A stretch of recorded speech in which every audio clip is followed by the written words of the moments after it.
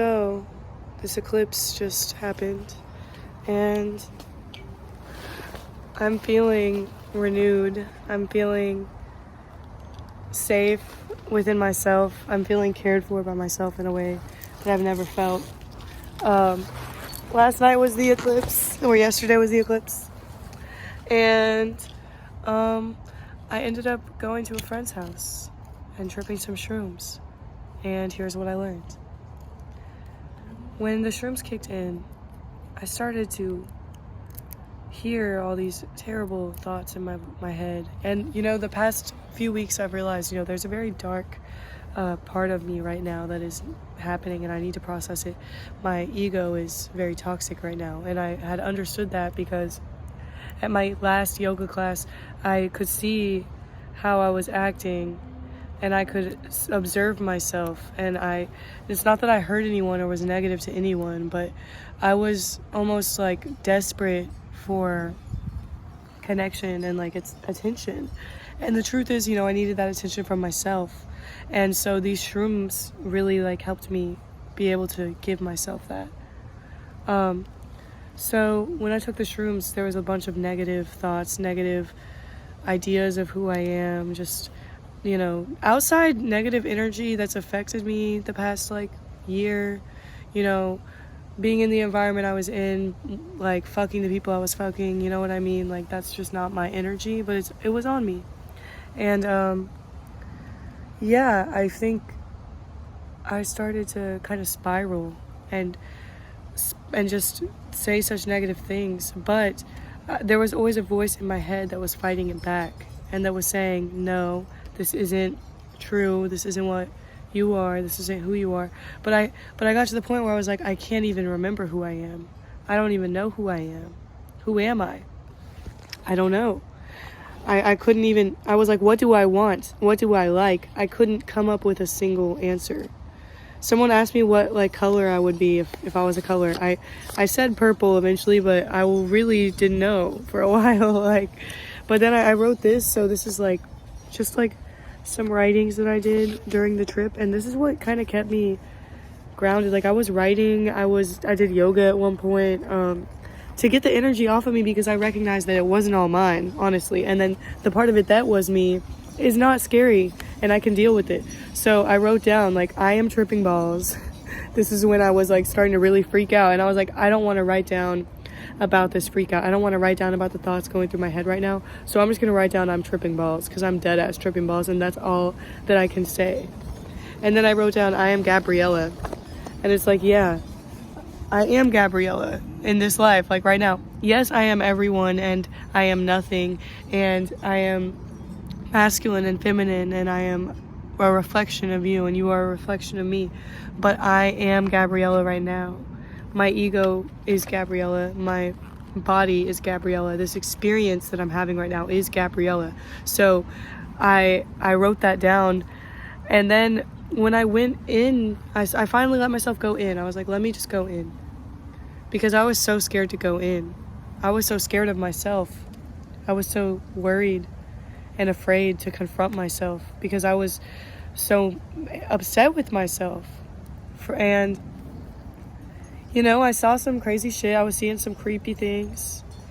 The visuals were really cool. I was seeing all the parasites that were around my energetic field, and seeing all these these flowers and plants that would grab onto me as I walked through.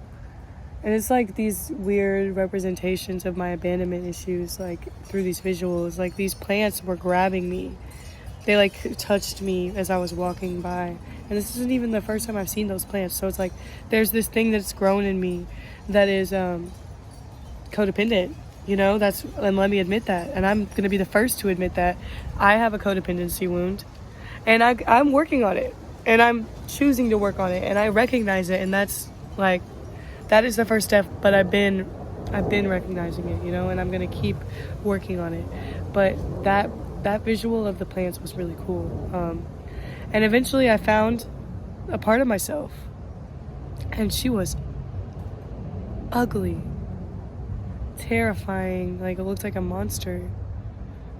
The darkness within me, and she was naked, and her face was like mauled, and like her whole body was like mauled and ugly.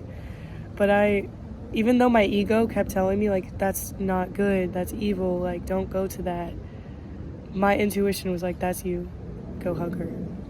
And I went and hugged her. And like the whole time, like I kept getting thoughts of like, no, you should be ashamed, you shouldn't be doing this, like this is bad, you should be scared or whatever. And then I would just, let those thoughts happen, but they weren't what I held on to. Like the only thoughts that I held on to were the positive one. I wrote down like on the back of this page, I choose to love all parts of myself. I choose to love myself first. And when I hugged that part of myself, I felt her energy on me. I felt her crying on me. And I felt her heart over my heart. And I felt us become one. And at the beginning of the shroom trip, my friends were looking at our auras, and they saw, orange and purple. After I did this, my friends were like, your aura just turned to fuchsia.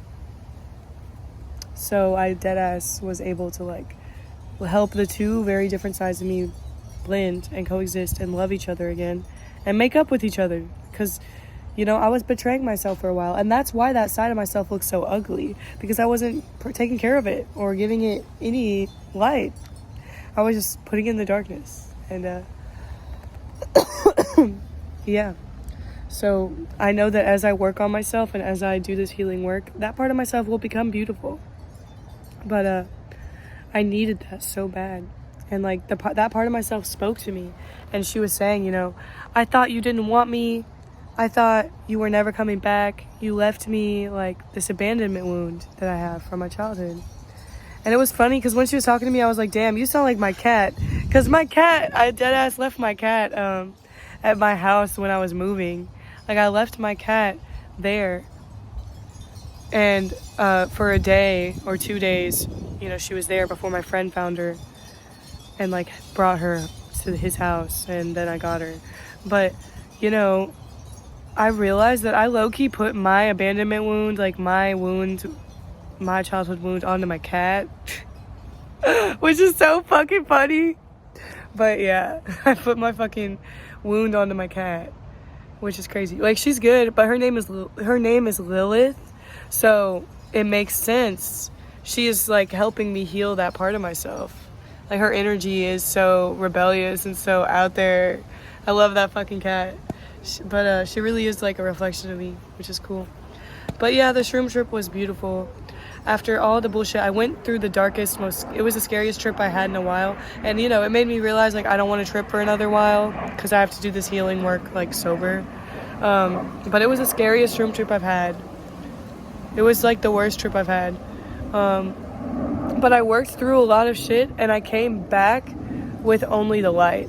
I came back unconditionally loving myself and unconditionally loving all parts of myself, and therefore being able to unconditionally love all parts of the world and all of humanity, right? Like you can only love people as much as you love yourself, and that is fucking true.